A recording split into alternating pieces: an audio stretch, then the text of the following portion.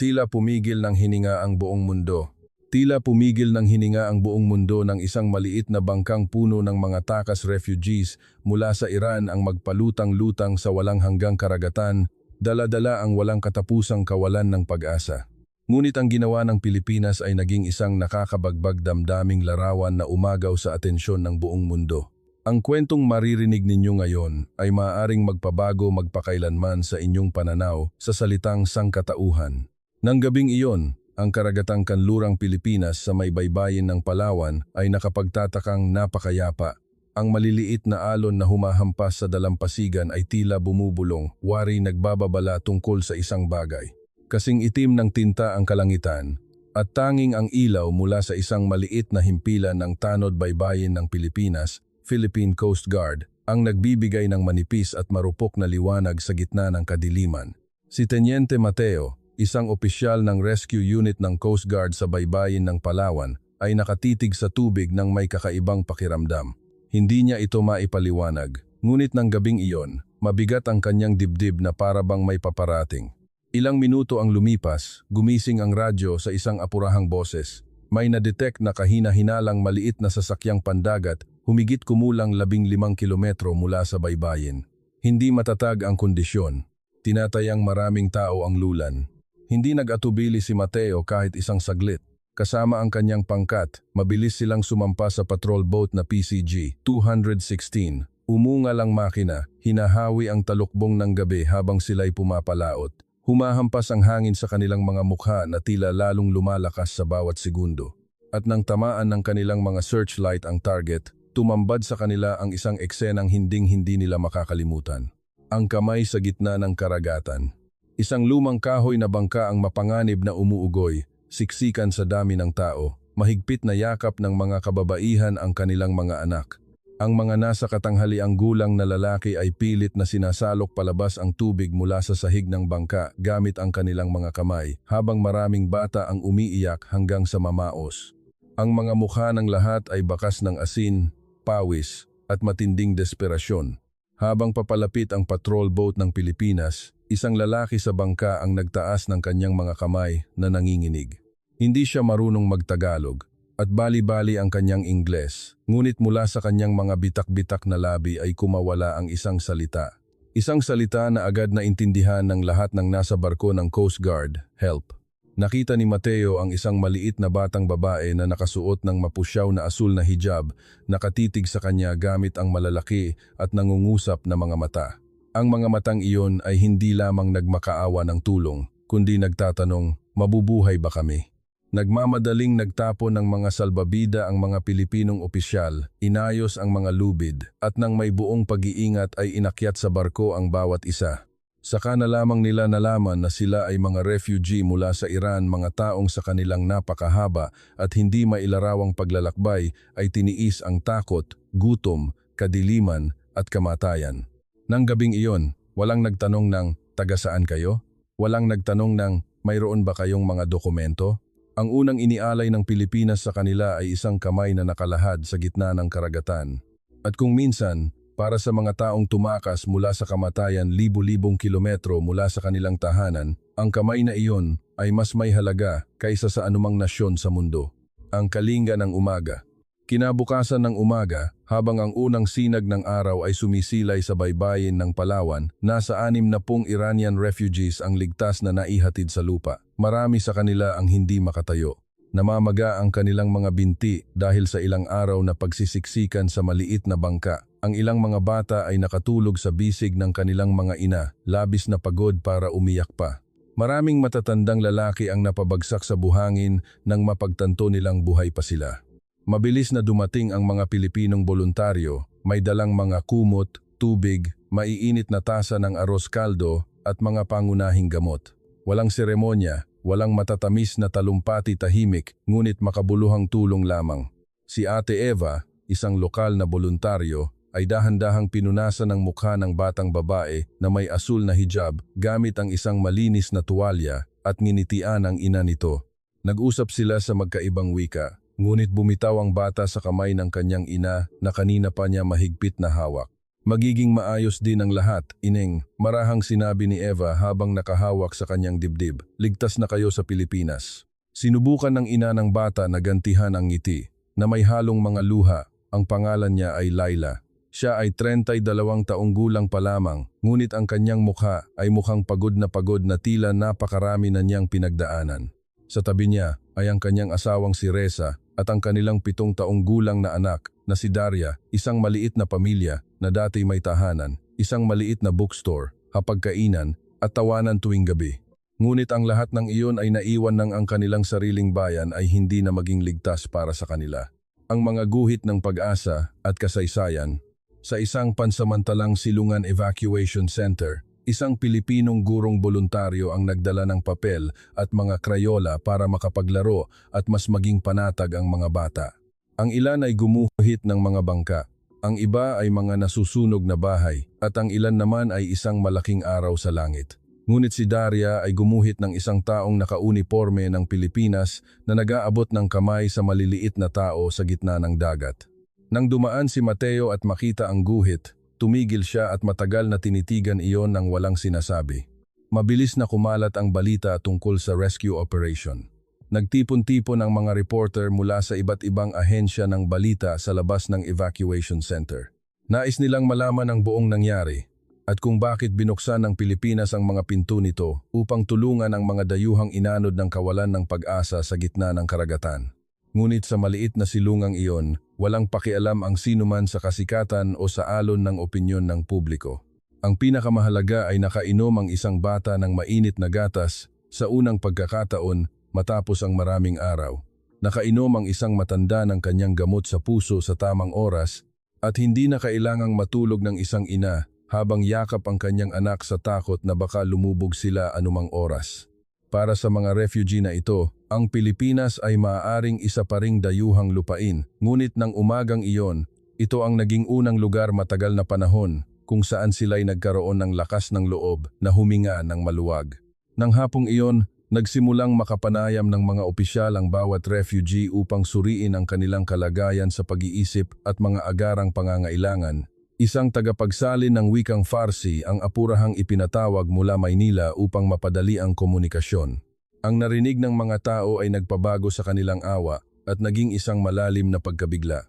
Umupo ng tuwid si Reza, ngunit hindi tumitigil sa panginginig ang kanyang mga kamay. Ikinuwento niya na siya ay may-ari ng isang maliit na bookstore sa kanyang lungsod sa Iran. Ang kanyang tindahan ay walang kinalaman sa politika. Mayroon lamang itong mga libro ng tula at mga kwentong pambata.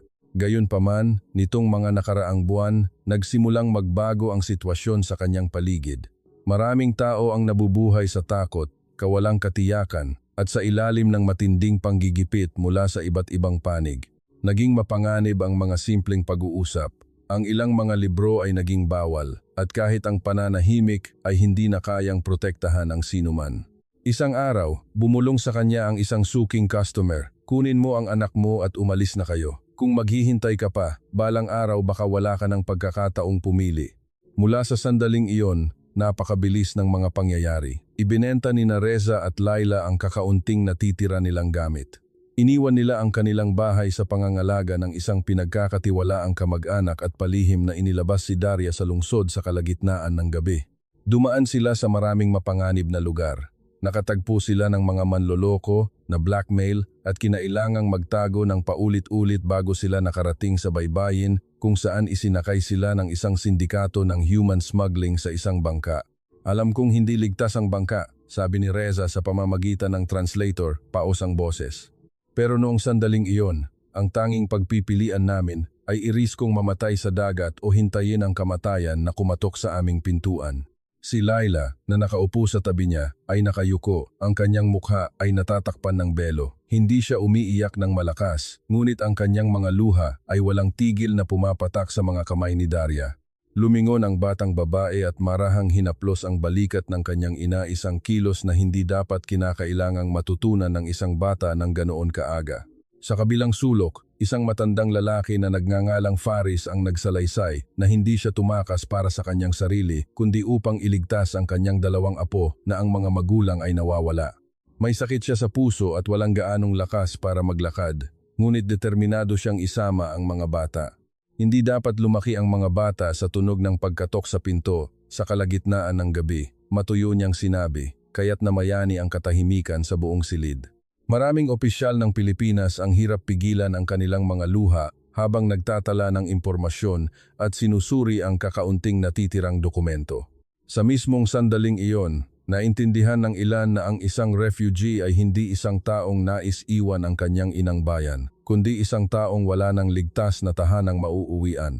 Sa labas ng evacuation center, patuloy na nire-record ng mga kamera ang kaganapan, ngunit sa maliit na silid investigasyong ito, ang mga kwento ng mga estranghero mula sa kabilang bahagi ng mundo ay umantig sa puso ng maraming Pilipino. Sapagkat sa huli, anuman ang nasyon, wika o relihiyon, ang sakit ng mga magulang na nais protektahan ang kanilang mga anak ay nauunawaan sa lahat ng wika. Ang paghihilom at pagkakaisa ng kultura. Lumipas ang 2 araw at nagsimulang maging masigla ang pansamantalang silungan. Mula sa isang magulong lugar ng pang-emerhensiyang pangangailangan, unti-unti itong naging espasyo ng paghilom.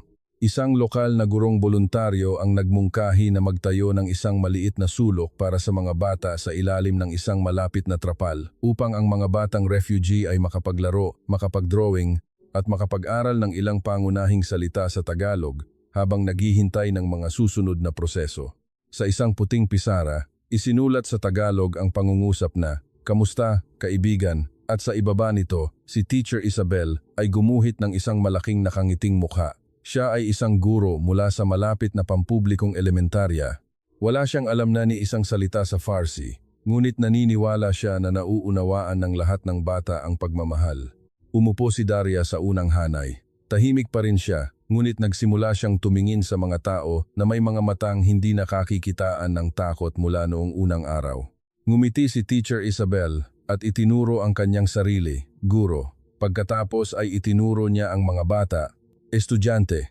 Maraming bata ang tumawa habang gumagawa siya ng mga nakakatawang mukha para ilarawan ang kanyang mga salita. Ang ilan ay nag-umpisang mahiyang ulitin, "Kamusta, kaibigan?" Hindi perpekto ang kanilang pagbigkas, ngunit ang tawanan na sumunod ay nagpuno ng init sa tent. Ang isa pang grupo ng mga Pilipinong voluntaryo ay nagdala ng isang lumang bola ng football. Nagsimulang maglaro ng magkasama ang mga batang Iranian at mga batang Pilipino mula sa malapit na komunidad nang hindi nangangailangan ng tagapagsalin.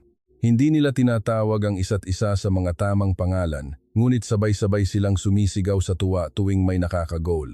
Mahimalang naglaho ang mga hadlang sa wika, relihiyon at lahi habang silang lahat ay muling naging mga bata lamang.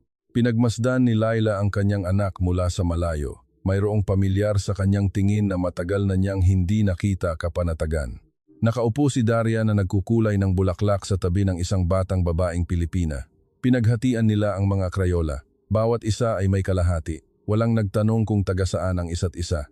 Lumapit si Teacher Isabel kay Laila at inabutan siya ng isang piraso ng papel. Isa itong drawing ni Daria. Ang drawing na ito ay hindi na nagpapakita ng bangka, dagat o ang bahay na tinakasan nila. Nagpapakita ito ng isang puting tent, isang dilaw na araw at maraming taong magkahawak kamay. Sa ilalim ng guhit, sa isang medyo hindi maayos na pagkasulat sa Tagalog, naroon ang salitang magkakaibigan. Matagal itong tinitigan ni Laila bago niya tinakpan ang kanyang bibig at tahimik na umiyak. Dahil pagkatapos ng napakaraming madilim na gabi, walang mas makakapagpagaling sa puso ng isang ina kundi ang makita ang kanyang anak na muling gumuguhit ng mga larawang puno ng liwanag. At sa maliit na sulok na iyon sa ilalim ng trapal sa baybayin ng Pilipinas, unti-unting nagsisimula ang isang bagong mundo para sa ilang mga bata. Ang Laksang Bayanihan. Ang balita tungkol sa pagtulong ng Pilipinas sa mga Iranian refugee ay kumalat ng mas malawak kaysa sa inakala ng sinuman. Mula sa mga screen ng telebisyon hanggang sa mga mobile phone, mula sa isang maliit na post sa social media hanggang sa 10,000 shares. Nagsimulang magpadala ng mga mensahe ang mga tao mula sa buong bansa, nagtatanong kung paano sila makakatulong. At ito na ang simula ng isang maganda at hindi inaasahang alon ng bayanihan. Pagsapit ng umaga ng ikatlong araw, nagsimulang pumila ang mga sasakyan at van mula sa iba't ibang munisipalidad sa labas ng evacuation center. Ang ilan ay nagdala ng mga diaper, ang iba ay bigas, mga canned goods at instant noodles, sapatos, mga bagong damit, laruan at mga gamot. Si Aling Sofia, mula sa pamilihang bayan, ay araw-araw na nagdadala ng isang malaking kaldero ng mainit na sopas at mga prutas, tumatangging tumanggap ng bayad. Isang pamilya ng mga mangingisda mula sa karatig na daungan ang nagdala ng bahagi ng kanilang sariwang huli upang lutuin. Samantala, isang grupo ng mga estudyante sa high school ang sumulat ng maliliit na note na inilakip nila sa mga bag ng donasyon. Sa mga note, nakasulat ang mga maiikling pangungusap. Sana ngumiti kayo ulit. Welcome sa Pilipinas. Hindi kayo nag-iisa. Kahit na hindi pa nila nakita ang mga refugee na ito o hindi nila alam ang pangalan ng lungsod na kanilang tinakasan, sapat na ang simpatiya para maunawaan nila kung ano ang ibig sabihin ng gutom, takot at lamig. Pinagmasdan ni Mateo ang pagdami ng mga donasyon. Natahimik siya sandali bago sinabi sa kanyang kasamahan, "Maaaring hindi tayong mga Pilipino ang pinakamayaman, pero kapag may nangangailangan, hindi natin sila iniiwang nag-iisa." Nang hapong iyon, isang matandang babae na may dalang lumang canvas bag ang pumasok sa silungan. "Kumot lang at konting barya ang nandito," sabi niya sa isa sa mga opisyal. "Wala akong masyadong pera, iho, pero noong binaha kami maraming taon na ang nakalipas, nakatanggap din ang pamilya ko ng tulong mula sa mga estranghero. Ngayon, pagkakataon ko na para bumawi." Dahil sa mga salitang ito, kinailangang tumalikod ng batang opisyal upang walang makakita ng kanyang pagluha. Pagsapit ng gabi, natikman ng maraming refugee sa unang pagkakataon ang pagkaing Pilipino. Mayroong chicken adobo, pritong itlog, ginisang gulay at pandesal. Tiningnan ng ilang bata ang mga bagong lasa ng may pag-aalinlangan, ngunit sa huli ay napangiti nang makita nilang kumakain ang kanilang mga kaibigan na may bahid pa ng sarsa ang mga pisngi. Nag-thumbs up si Daria sa mainit na pritong itlog na labis na ikinatuwa ni Ate Eva. Habang patuloy na pinagtatalunan ng mundo sa labas ang tungkol sa mga hangganan, batas at politika, pinili ng mga karaniwang tao sa Pilipinas na sagutin ang lahat ng mahihirap na tanong sa pinakasimpleng paraan. Sa pamamagitan ng pagbabahagi ng pagkain, maiinit na kumot at kanilang pagiging makatao. Sa harap ng debate, ang katotohanan ng tao, kahit na kumalat sa kahanga-hangang bilis ang mga larawan ng pagtulong, kasabay ng atensyon ay nagsimula ring lumabas ang mga boses ng pagpuna. Ang ilan ay nagtanong, "Marami ring sariling problema ang Pilipinas. Bakit tutulungan ang mga tao mula sa napakalayong lugar?" Ang iba ay nag-alala tungkol sa pasanin sa seguridad at ang hindi tiyak na kinabukasan ng mga refugee. Nang gabing iyon, maraming news program ang mainit na nagdebate tungkol dito. Ang screen ay nahati sa maraming kahon na puno ng magkakaibang opinyon at ang tanong na, "Dapat ba o hindi dapat?" ay nagpabalik-balik na parang bola sa lipunan. Ngunit sa parehong oras, sa loob ng evacuation center, isang ibang tahimik na realidad ang nagaganap. Si Faris, ang matandang may sakit sa puso, ay nakaupo at mapagmahal na nagbabalat ng mga dalandan para sa kanyang dalawang apo. Tumutulong si Laila sa pagtitiklop ng mga bagong kumot na kakabigay lamang ng mga voluntaryo. Nagpresenta si Reza na kumpunihin ang ilang mga sirang istante sa pasilidad gamit ang kanyang mga kasanayan. Ang maliliit na bata, gamit ang kanilang malilinaw na boses, ay bumibigkas ng kanilang mga unang salita sa Tagalog. Hindi sila mga numero, hindi sila mga pabigat na lumulutang sa mga debate. Sila ay mga tao na may mga pangalan, nakaraan, mga pangarap at totoong mga sugat. Kinabukasan, personal na bumisita ang alkalde ng lungsod sa sentro na sinusundan ng maraming reporter. Inaasahan na gaya ng dati ay magkakaroon ng formal na talumpati. Ngunit ang kanyang sinabi ay mas direkta at simple kaysa sa inasahan ng sinuman. May obligasyon ang Pilipinas na protektahan ang seguridad ng ating bansa. Oo, ngunit kasabay nito, may obligasyon tayong protektahan ang ating sariling pagkatao. Ang mga taong tumatakas mula sa tiyak na kamatayan ay hindi maaaring tingnan lamang sa pamamagitan ng lente ng takot. Mabilis na kumalat ang kanyang mga salita. Maraming tao ang nagsimulang tumigil at makinig, hindi upang maghanap ng mananalo sa debate, kundi para pag-isipan ang kahulugan ng pagiging makatao. Nang gabing iyon, habang nag-iikot si Teniente Mateo sa sentro bago umalis, nakita niya si Reza na nakatayong nag-iisa at nakatitig sa mga bituin. Nilapitan niya ito. Matagal silang tumayo ng tahimik bago sinabi ni Reza sa mabagal na Ingles, Some people not want us here. I understand. May mga taong ayaw sa amin dito. Naiintindihan ko. Lumingon si Mateo para tingnan siya at mahinahong sumagot. Pero marami rin ang gustong mabuhay kayo. Tumango si Reza at sa kanyang mga mata ay nabuo ang mga luha na hindi niya napigilan. Kung minsan, ang mundo ay maaaring hindi handang tumanggap sa iba, ngunit palaging may mga pusong handang magbukas. At ang pintong iyon, sa pinakamadilim na sandali ng kanilang buhay, ay binuksan ng isang grupo ng mga tao na tinatawag na mga Pilipino. Pagbabahaginan sa isang banig.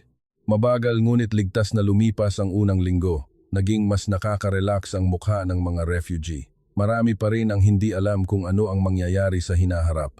Ngunit kahit man lang sa gabing ito, alam nilang mayroon silang matutulugan, makakain, at walang nakakatakot na pag-ungal ng alon tulad ng mga nakaraang gabi.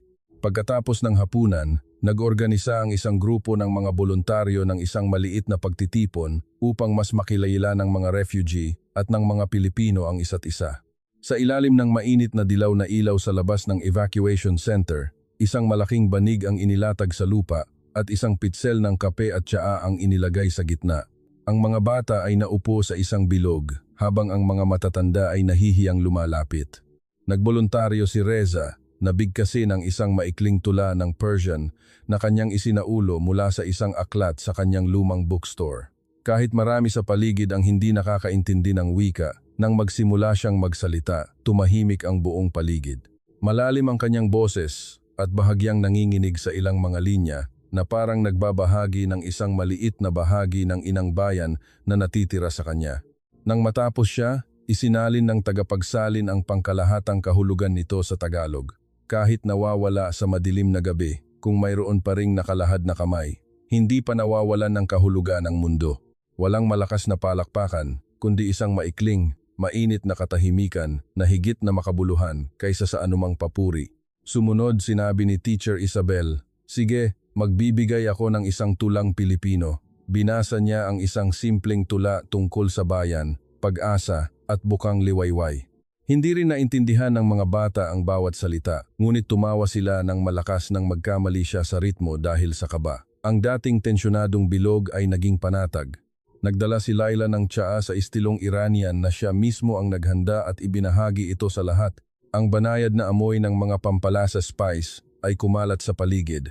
Ang mga Pilipinong voluntaryo ay gumanti naman sa pamamagitan ng paghahain ng bibingka at puto. Nagsimulang turuan ng ilan ang bawat isa ng mga salita mula sa kani-kanilang wika.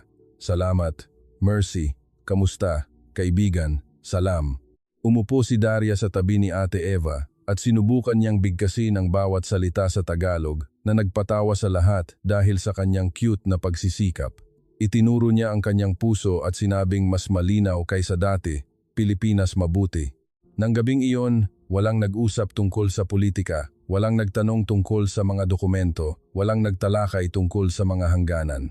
Mayroon lamang mga tao mula sa iba't ibang inang bayan, iba't ibang wika, iba't ibang paniniwala na nakaupo sa ilalim ng iisang kalangitan, umiinom ng parehong kape at tsaa, at nakikinig sa isa't isa ng may bukas na puso. Marahil ang kapayapaan ay hindi nagsisimula sa malalaking hapag ng negosasyon, kundi sa isang maliit na bilog sa ibabaw ng banig kung saan pinipili ng mga estranghero na pakinggan ang mga kwento ng isa't isa. Isang larawan na umikot sa mundo. Kinaumagahan, isang independent na photojournalist na sumusubaybay sa kaganapan sa evacuation center mula sa unang araw ang kumuha ng larawan na kalaunan ay umikot sa buong mundo. Ang larawan ay hindi nagpakita ng mga unipormadong opisyal o mga bangka sa dagat o eksena ng kaguluhan. Isa itong simpleng larawan ni Daria, ang 7 taong gulang na batang babaeng Iranian, nakaupo sa banig at nakangiti. Sa tabi niya ay si Aling Sofia, ang mahigit 50 taong gulang na Pilipinang tindera sa palengke, na sinusubuan siya ng maliit na kutsara ng sopas na may ekspresyon ng mukha na napakabanayad na parang pinapakain ang sariling apo.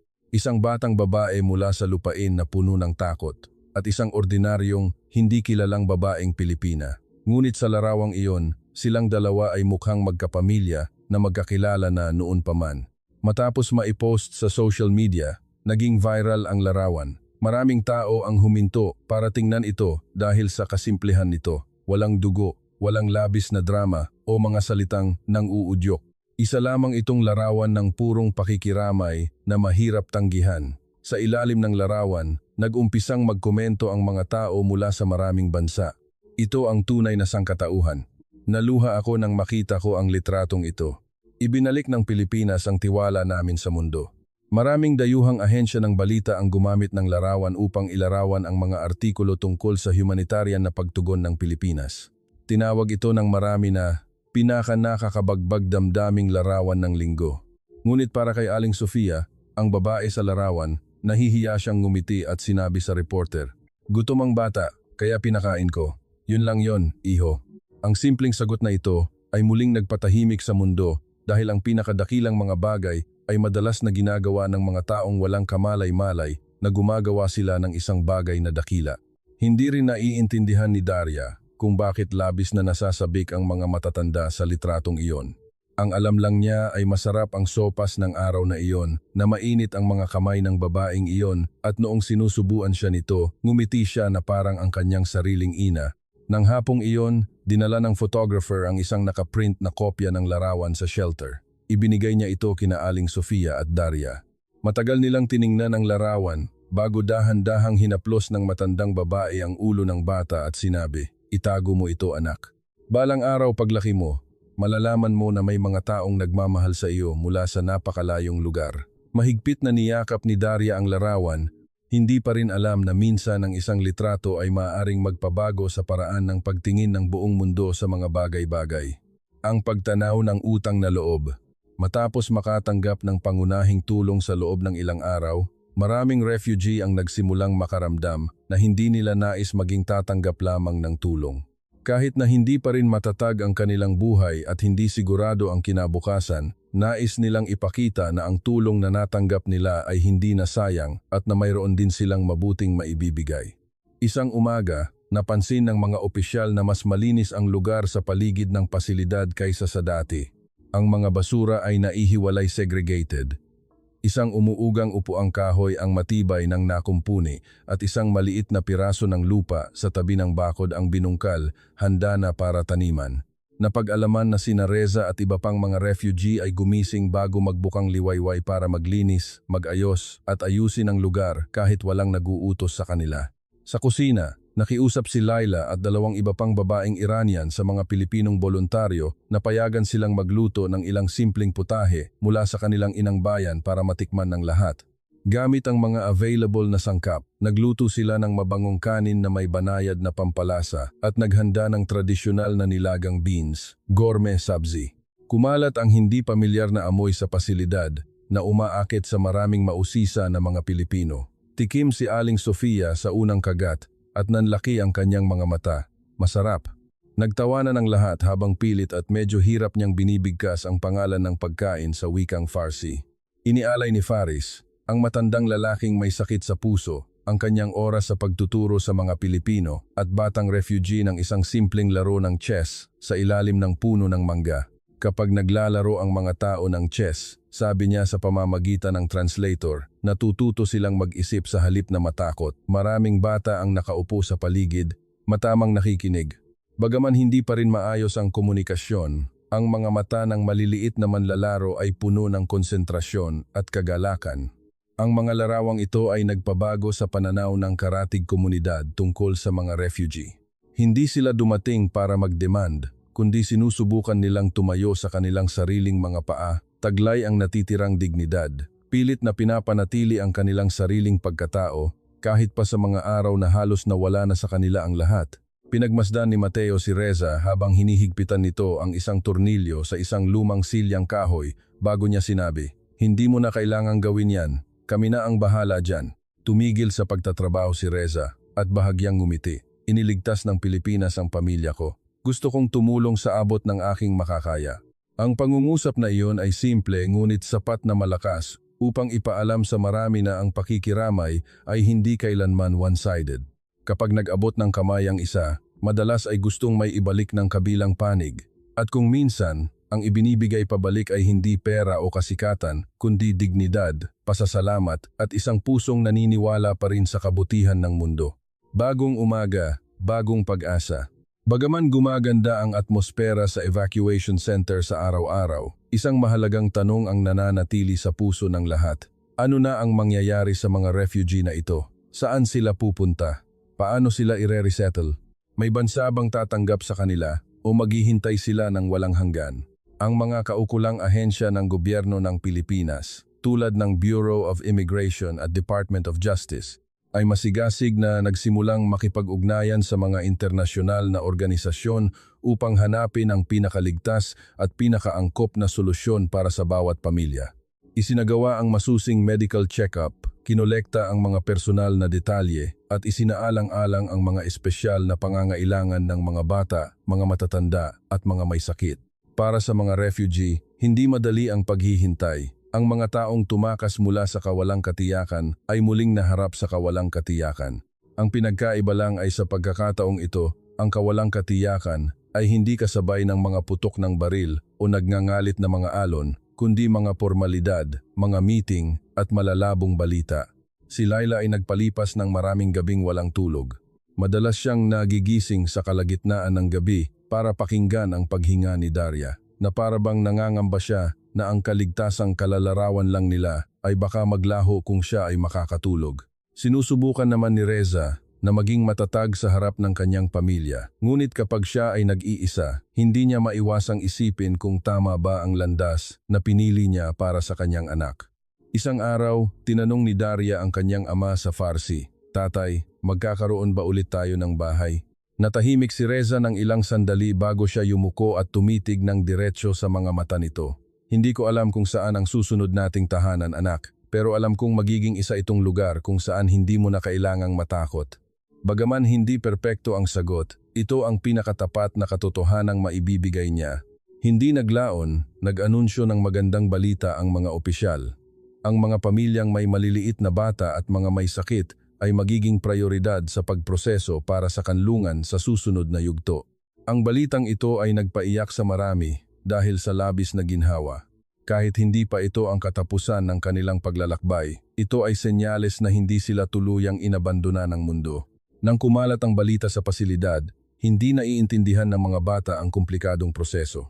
Ang alam lang nila ay mas madalas nang ngumiti ang mga matatanda at ng gabing iyon, marami ang nakayakap ng mas mahigpit. Maaring hindi pa nasasagot ng kinabukasan ng lahat, ngunit minsan, hindi kailangan ng mga tao na malaman ang lahat ng sagot ng sabay-sabay. Kailangan lang nila ng maliit na senyales na ang daang tatahakin nila ay may liwanag pa rin ng pag-asa at ibinigay ng Pilipinas ang liwanag na iyon sa kanila. Ang pag-alis at pamamaalam. Sa wakas, dumating din ang araw na hinihintay ng lahat. Ang unang grupo ng mga pamilyang refugee, kabilang ang pamilya ni Reza, Laila at Daria, ay inabisuhan na magpapatuloy na sila sa kanilang paglalakbay patungo sa isang long-term stay facility sa ilalim ng koordinasyon ng mga ahensya. Kahit na ito ay magandang balita na nangangahulugan ng mas matatag na susunod na yugto, ang atmosfera sa evacuation center ay nakapagtatakang tahimik. Tumulong ang mga Pilipinong voluntaryo sa pag-iimpake ng mga kinakailangang gamit sa mga bag, mga bagong damit, personal na gamot, mga candy para sa mga bata, picture books, at mga handwritten cards mula sa mga lokal. Tumakbo ang mga batang Pilipino mula sa kapitbahayan para magpaalam sa kanilang mga bagong kaibigan na kamakailan lang nila nakilala, ngunit napamahal na sa kanila na parang mga kaklase na nila sa loob ng maraming taon. Binigyan ni Teacher Isabel si Daria ng isang maliit na notebook. Sa loob ay may mga letra ng alpabetong Tagalog at mga makukulay na guhit. Sa unang pahina, isinulat niya, "Para kay Daria, saan ka man magpunta, tandaan mo na sa Pilipinas, may mga taong nagmamahal sa iyo." Niyakap ni Daria ang notebook at pagkatapos ay mahigpit na niyakap ang guro ng walang sinasabi. Nagdala si Aling Sofia ng isang maliit na scarf na siya mismo ang nagganchilyo noong nakaraang gabi at ipinasuot ito sa bata. "Isuot mo to pag malamig, anak," sabi niya, at mabilis na tumalikod para walang makakita ng pagtulo ng kanyang luha. Lumapit si Reza kay Teniente Mateo bago sumakay sa sasakyan. Sinubukan niyang sabihin ang ilang pangungusap sa Tagalog na pinraktis niya sa loob ng maraming araw, "Salamat Pilipinas, sa pagligtas sa aking pamilya." Ngumiti si Mateo at tinanggap ang mahigpit na yakap mula sa isang taong hindi pa niya nakilala noon. ngunit pinag-ugnay sila ng mga gabi sa pagitan ng buhay at kamatayan. Good luck kaibigan! Pag-andar ng sasakyan, maraming bata ang kumaway mula sa mga bintana. Idinikit ni Daria ang kanyang maliit na kamay sa salamin. Itinuro niya ang kanyang puso at itinuro sa labas, na parang sinasabing pananatilihin niya silang lahat sa kanyang puso. Umalis ang sasakyan, iniiwan ang mga tingin ng mga voluntaryo, mga opisyal, at mga lokal na nagtipon para magpaalam. Walang musika o magagarbong talumpati, puro luha lang, mga ngiti, at katahimikang puno ng emosyon. Paminsan-minsan, ang malalim na samahan ay hindi nangangailangan ng maraming taon. Sapat na ang isang sandali kung saan ang isang tao ay tinutulungan ng isa na makatakas mula sa kamatayan upang maalala ng kanilang mga puso ang isa't isa magpakailanman. Ang mensahe na dapat tandaan. Makalipas ang ilang linggo, bumalik sa karaniwang katahimikan ang baybayin ng Palawan. Ang ilan sa mga tent ay tinanggal na. Nagpaalam na ang mga voluntaryo at bumalik sa kanilang mga normal na buhay. Ang malalaking balita ay unti-unting napalitan ng mga bagong balita sa mundo. Ngunit para sa mga nandoon, walang nakalimot sa kwentong ito. Sa isang maliit na pader sa opisina ni Teniente Mateo ay may nakasabit na larawan. Ito ang larawan ni Daria at Aling Sofia, ang mismong larawan na nagpatigil sa mundo para pagmasdan. Sa tuwing tinitingnan niya ang litratong ito, naalala niya ang madilim na gabi sa dagat ang unang gabing iyon. At naaalala niya na ang pagtulong sa isang tao ay maaaring magpabago magpakailanman sa buhay ng isang buong pamilya. Tinatago pa rin ni Teacher Isabel ang guhit ni Daria na may salitang magkakaibigan sa kanyang folder. Si Aling Sofia ay patuloy pa ring nagluluto ng kanyang malaking kaldero ng sopas tuwing umaga gaya ng dati. Ngunit kung minsan ay hindi niya maiwasang sulyapan ang maliit na silya kung saan minsan ay naupo ang isang dayuhang bata habang tahimik na kumakain at napapangiti na lamang siya sa kanyang sarili. Isang araw, sa pamamagitan ng refugee agency, nakarating ang isang liham sa dating evacuation center. Sa loob ay may isang maliit na piraso ng papel na may hindi perpekto ngunit punong-puno ng sinseridad na sulat kamay sa Ingles. Galing ang sulat kay Reza. Isinulat niya na ligtas ang kanyang pamilya, na nagsimula nang pumasok si Daria sa paaralan, na mas madalas nang ngumiti si Laila, at bawat gabi bago matulog, ibinabalot pa rin ng kanyang anak ang kanyang sarili sa scarf na mula kay Aling Sofia at inilalagay ang notebook na Tagalog sa tabi ng kanyang unan. Sa dulo ng liham, isinulat niya, "Sa mga araw kung kailan tila pinakamadilim ang mundo, hindi lamang iniligtas ng Pilipinas ang aming buhay, kundi tinulungan din kaming magkaroon ng lakas ng loob na maniwala muli na ang mga tao ay maaari pa ring maging pag-asa para sa isa't isa." Ang liham na ito ay binasa at ipinasa ng napakaraming beses kaya't nagsimula ng malukot ang papel sa mga kanto nito. Walang sino man ang nag-isip na itago ito sa isang drawer dahil ang mensahe na naglalaman nito ay masyadong mahalaga para itago. At iyon ang dapat tandaan ng mundo tungkol sa kwentong ito. Hindi lang ito isang balita tungkol sa isang bansang tumutulong sa mga refugee mula sa ibang bansa, kundi isang mas magandang katotohanan. Kapag ang isang tao ay nalulunod, ang unang bagay na kailangan niya ay hindi ang tanong kung sino siya, kundi ang isang kamay na nakalahad upang tumulong. At sa pagkakataong ito, ang kamay na nakaabot sa gitna ng karagatan ay ang Pilipinas. Ang kwentong ito ay nakakabagbag damdamin hindi lamang dahil maganda ito. Nakakabagbag damdamin ito dahil ipinapaalala nito sa atin na ang mundong ito ay hindi pa nawawalan ng pag-asa hanggat patuloy na pipiliin ng mga tao ang pakikiramay, compassion. At ito ay isang kwento na nagpapaalala sa atin na sa araw na may isang taong nalulugmok sa kadiliman, ang isang nakalahad na kamay ay maaaring magpabago magpakailanman ng kanilang buhay. Kung naniniwala ka na ang pakikiramay ay isa pa rin sa pinakamagandang puwersa ng sangkatauhan, i-like, mag-subscribe at i-share ang kwentong ito. Hanggang sa muli nating kwentuhan.